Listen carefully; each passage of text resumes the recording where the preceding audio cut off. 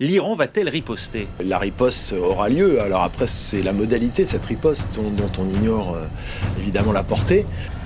La République des Mollahs crie vengeance.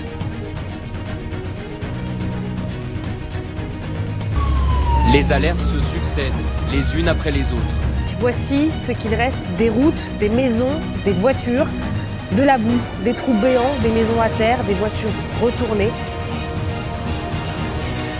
C'est-à-dire que si l'épidémie était partie de Thaïlande, en réalité la Chine se serait mise à produire des masques.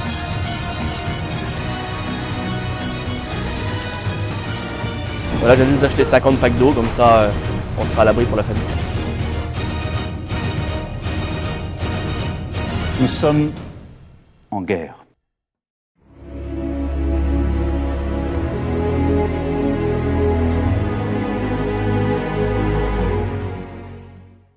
Bonne année! Non, je déconne. Bonjour à tous et bienvenue dans Chronique Post-Apocalyptique. Vu l'année de merde qu'on vient de se bouffer, je maudis les personnes qui ont souhaité une bonne année le 1er janvier 2020. Les 12 mois qui viennent de s'écouler ont été tout sauf bons, mais on en est quand même venu à bout. Cependant, une question se pose. Cette année a-t-elle vraiment été exceptionnelle en termes de catastrophe? Retour sur ces quelques événements qui ont remarqué l'année 2020. Générique.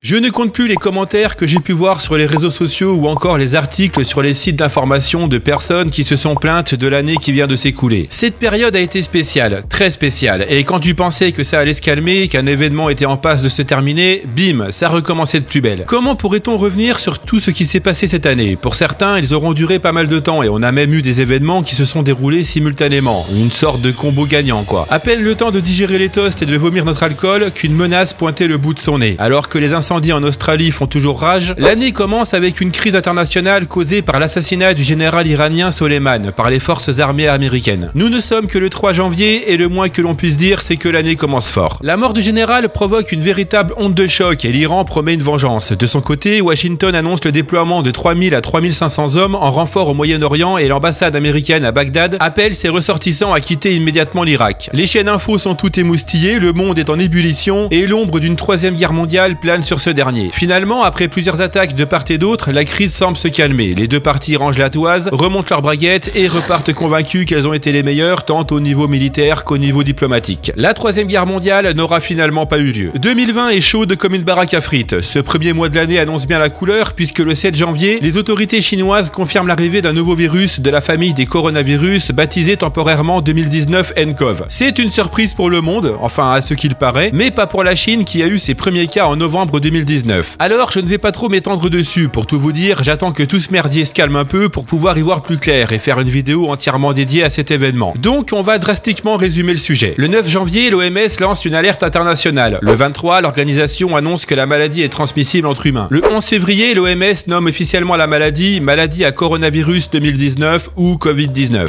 Le 11 mars, le directeur général de l'OMS qualifie la Covid-19 de pandémie et c'est le début des emmerdes à l'échelle mondiale. On nous dit tout et son contraire et chacun y va de sa petite contribution. Au 14 mars, les modalités précises de transmission sont encore mal cernées. Certaines personnes infectées n'ont pas transmis le virus, tandis que d'autres l'ont transmis à plusieurs personnes. En d'autres termes, on ne sait rien. En avril, l'OMS reste prudente en annonçant qu'il n'y a actuellement aucune preuve que les personnes qui se sont remises de la Covid-19 et qui ont des anticorps sont protégées contre une deuxième infection. À ce jour, la présence d'anticorps dans le sang signifie simplement que la personne a été en contact avec le virus. Partout dans le monde et particulièrement du côté de l'Europe, la gestion de ce virus est particulièrement compliquée. L'Italie prend cher, pareil pour l'Espagne, l'Allemagne ou encore le Royaume-Uni. La France, elle, prend des mesures exceptionnelles. Elle colle des affiches dans les aéroports pour faire peur au virus afin qu'il prenne un vol retour vers la Chine. Le monde se confine, les rues se vident, l'économie se casse la gueule et pendant ce temps-là, nos dirigeants déconseillent le port du masque et nous incitent fortement à sortir au théâtre ou encore à aller voter jusqu'à ce que, moins d'une semaine plus tard, ces mêmes dirigeants nous interdisent formellement de sortir sous peine d'une forte amende. Dès le début de cette pandémie et jusqu'au moment où j'écris cette vidéo, la situation ne s'arrange changera pas des masses. On aura un semblant d'accalmie, mais rien de bien probant. Ce virus s'étendra tout au long de l'année 2020 et on peut être sûr qu'il fera encore pas mal parler de lui cette année. Je passe aujourd'hui volontairement sur la gestion du gouvernement ou encore sur les événements liés à ce sujet, comme par exemple la gestion de cette crise par nos gouvernants, les vaccins ou encore les anti-masques. On verra tout ça plus tard quand on aura plus d'infos. Mais il y a tout de même une chose que je voudrais vous partager. Voici la vérité vraie à propos de la Covid-19, de la 5G et d'autres trucs.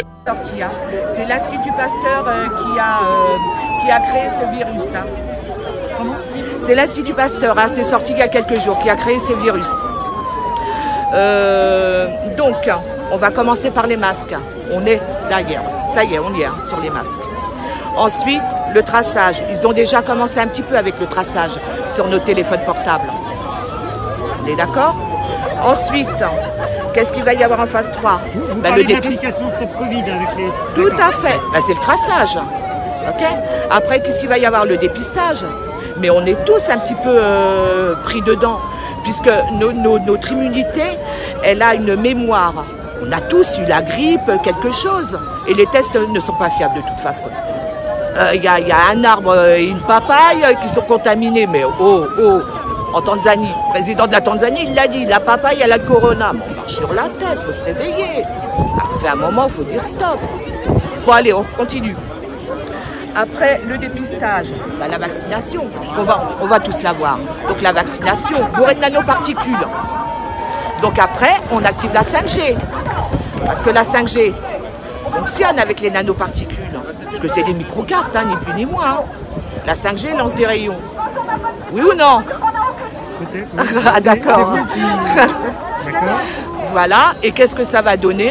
Entre autres, de gentils petits robots pour que ceux qui rentrent bien dans le moule, mais les dissidents, comme les gilets jaunes qui sont en prison, mais les pédos, ils sont dehors, nous on va activer Quick, Finish, bienvenue dans le nouvel ordre mondial, voilà. Donc pour vous, il y a un lien entre l'Institut Pasteur, le Covid et la 5G. Renseignez-vous. Trêve de billevesées et autres calembredaines. Comme je vous l'ai dit, on reviendra bien plus largement là-dessus dans une chronique dédiée au sujet. Retournons en début d'année, tandis que la Covid-19 grandissait et s'épanouissait gaiement, tel un ado prépubère aussi ingérable que pénible, des incendies ravageaient la région de Tchernobyl. Le 4 avril, plusieurs feux de végétation se déclarent en Ukraine, dans la zone contaminée autour de la centrale nucléaire. En quelques jours, ces incendies s'étendent jusqu'à atteindre l'environnement proche de la centrale, tout en rejetant des éléments radioactifs dans l'atmosphère qui, avec les masses d'air, se sont vus transportés jusqu'en France. L'événement qui s'est déroulé cette année fut aussi l'occasion de se poser de nombreuses questions sur l'impact des incendies sur les nombreuses installations de stockage, entreposage et traitement des déchets radioactifs situés sur le site et à proximité. Des quantités colossales de déchets sont entreposés ou stockés sur le site et ses abords. Et oui, en 1986, vu l'urgence de la situation, tous les trous utilisés pour y enfouir les structures contaminées n'ont pas été recensés. Concernant le réacteur numéro 4 de la centrale, il est maintenant recouvert d'un sarcophage titanesque. Mais il faut savoir qu'il ne résiste qu'à des températures comprises entre moins 43 à plus 45 degrés. Ce qui est tout à fait insuffisant face à un brasier où les températures dépassent les 800 degrés. Du coup, pour protéger un ouvrage de protection qui, rappelons-le, est opérationnel depuis à peine 2 ans, eh bien, on a travaillé à l'ancienne en creusant des nuits entières des pare-feux tout autour du site. La question évidemment que tout le monde se pose, c'est est-ce que le nuage radioactif a touché la France? Selon l'IRSN, oui, mais pas d'inquiétude, les niveaux de radioactivité sont extrêmement faibles et puis de toute façon, le pays est protégé par un anticyclone. Tiens, c'est drôle ça me rappelle vaguement quelque chose. Bon, finalement, avec l'arrivée d'une pluie soutenue le 15 avril, les incendies ont été contrôlés et stoppés à seulement quelques centaines de mètres de la centrale sans endommager les installations nucléaires autour du sarcophage. Nous sommes à présent au mois d'août. Malgré de nouvelles mesures de confinement, le Liban éprouve des difficultés dans sa lutte face à la pandémie de Covid-19. Et comme si ça ne suffisait pas, la capitale libanaise, Beyrouth, a été déclarée ville sinistrée après 2 gigantesques explosions survenues dans le port le 4 août 2020. Dans l'épicentre de ces explosions, dont le souffle a été ressenti jusque sur l'île de Chypre, à plus de 200 km, le paysage est apocalyptique. Les conteneurs ressemblent à des boîtes de conserve tordues, les voitures sont calcinées, le sol jonché de valises et de papier provenant des bureaux avoisinants. Ce drame a fait au moins une centaine de morts et des milliers de blessés dans un contexte économique déjà difficile. La rentrée arrive, la crise sanitaire est plus que jamais présente, on a changé les guignols de notre gouvernement par d'autres tout aussi nuls, corrompus corrompus et incompétents. Aux États-Unis, des incendies plongent la Californie dans une ambiance apocalyptique. Comme chaque année, l'approche de l'automne se traduit par le déclenchement de gigantesques incendies. Dans la baie de San Francisco, les incendies sont tellement importants que le ciel s'est teinté d'orange. Alors que l'année 2018 avait déjà battu des records en termes de nombre de victimes, l'année 2020 est une année record à double titre, au niveau de la superficie ravagée par les flammes et pour la taille des incendies. 6 des 20 plus grands feux de forêt de l'histoire de la Californie se sont produits en 2020. Quand Mère Nature s'énerve, elle ne le fait pas à moitié. Le 30 septembre 2020, la tempête Alex est la première tempête de la saison en Europe. Après s'être formée sur l'océan Atlantique Nord, elle touche la côte de la Bretagne avant de poursuivre son chemin vers l'Europe, causant d'importants dégâts, surtout par les pluies diluviennes qu'elle laisse sur l'est de la France et le nord de l'Italie. Avec des rafales qui vont jusqu'à 186 km/h, Alex fait beaucoup de mal. Le bilan est très lourd et les dégâts sont exceptionnels. Des morts, des personnes disparues, des centaines de maisons endommagées, voire complètement détruites, des ponts et des routes emportées. Après cette catastrophe, nombreux sont les villages qui n'ont plus d'électricité, plus d'eau courante, de réseau téléphonique et d'internet. À l'heure où j'écris cette chronique, il me reste un dernier événement à vous relater. Nous sommes en octobre et la liberté d'expression, la République, en a encore pris un bon coup sur la gueule. Le 16, un professeur d'histoire a été décapité en pleine rue à Conflans-Sainte-Honorine. Quelques jours avant, il avait montré à ses élèves des caricatures du prophète Mahomet lors d'un cours sur la liberté d'expression. Selon un parent d'élève, le prof avait demandé aux élèves musulmans de sortir de la classe le temps de la leçon pour les préserver et afin de ne pas les choquer. L'enseignant n'a pas voulu être condescendant ou manquer de respect, il faisait simplement son taf et tentait d'inculquer aux jeunes les principes de la liberté d'expression et de laïcité si chers à notre pays. L'année 2020, aux yeux de certains, a été catastrophique, pour ne pas dire apocalyptique. Est-ce vraiment le cas? Certes, la pandémie pèse lourd dans la balance, c'est indéniable. Mais si on enlève cet événement et qu'on jette un œil sur 2019, on pourra constater que 2020 n'a pas été aussi dévastatrice qu'on veut bien nous le faire croire. Je pourrais par exemple vous citer les pics de chaleur jamais enregistrés dans le monde, les vagues de manifestations à Hong Kong, en Irak, en Algérie ou encore les feux de forêt en Amazonie. Le monde est vaste et surpeuplé de gens qui le maltraitent au quotidien. Les pics de chaleur records, on en retrouve tous les ans. Et à chaque fois, on s'étonne des chiffres annoncés. Mais oh, y a rien d'étonnant là-dedans. Ce qui serait étonnant, ce serait que les gouvernants, peu importe les pays, arrêtent 2 minutes de penser au fric et mettent en place des solutions concrètes. Des catastrophes, il y en a malheureusement tous les ans. Il y aura toujours des vagues de chaleur de plus en plus fortes, des attentats meurtriers, des tempêtes dévastatrices, des feux de forêt et plus encore. Ce qui est le plus marquant en fait, c'est que beaucoup d'événements d'origine climatique sont toujours plus records, toujours plus exceptionnels. Du côté du social, c'est la même. Les années passent et les gens en prennent plein la gueule. Les riches sont toujours plus riches, les pauvres plus nombreux. Ôtez donc de l'équation la pandémie et vous verrez que non, 2020 n'a pas été pire que les autres. Tous les ans, les inégalités se creuseront encore plus avec des peuples entiers qui tenteront de se battre pour avoir droit à quelque chose. Tous les ans, la planète montrera qu'elle est à bout de souffle. Tous les ans, il y aura des catastrophes et tous les ans, il y aura des individus qui commettront des atrocités au nom d'une croyance quelconque. Cette vidéo se termine. Dites-moi ce que vous pensez de tout ceci dans l'espace commentaire. Je serais curieux d'avoir votre avis là-dessus. Pensez-vous vraiment qu'on a pris cher en 2020 ou finalement pas tant que ça par rapport à 2019? Comme d'habitude, n'hésitez pas à mettre un pouce bleu et à partager. N'hésitez pas également à me rejoindre sur les réseaux sociaux. Tous les liens sont disponibles dans la description. On se retrouve dès le mois prochain pour une nouvelle chronique et d'ici là, comme d'habitude, n'oubliez pas, de l'ordre naquit le chaos. Du chaos jaillit la renaissance, même en cette nouvelle année. Ciao!